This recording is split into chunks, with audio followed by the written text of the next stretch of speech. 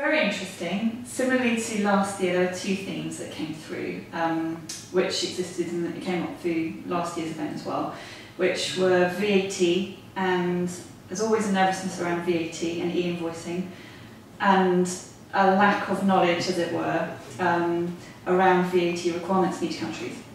So one key reason why a lot of companies hold back on e-invoicing is because they're nervous about what each country wants to see as far as their electronic invoices are concerned.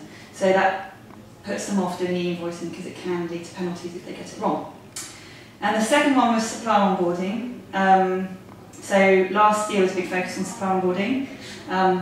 Similarly this year, massive theme for everyone. People realise if they're going to get e-invoicing right, then they need to get the supplier onboarding done properly. And that's not necessarily an expertise that exists in-house. So linking up with a third-party provider to do that is key. And I think that came through again and again throughout the conference. The third one, which had a really key role this year, and we really didn't talk about it too much last year, was the need to interoperate. So, and I think it's very telling of a maturing market. So there's a need for the likes of, say, OB10 or Reba to interconnect with BASWare or TA2, for example. So that was a theme that came up again and again throughout the 2 days.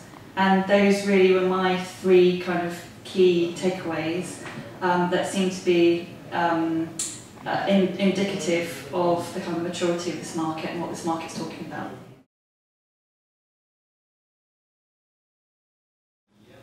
Well, at the moment we've got key players in this market from a service provider's perspective. So we do have the likes of OB10, BASWare, Ariba, and then we've got the TA2 as well, and they're strengthening their presence in Western Europe. And then we've got the more domestic players, or they deal with a cluster of countries like bProcess and Certipost. I think this time next year we're going to have seen some of those either partnering up much more or maybe going through some kind of merger or acquisition.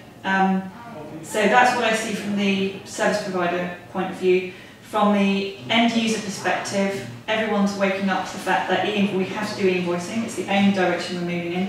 And I would suggest that this time next year, the conference will be much larger, but it will be full of people who are actually in project rather than people who are evaluating e-invoicing.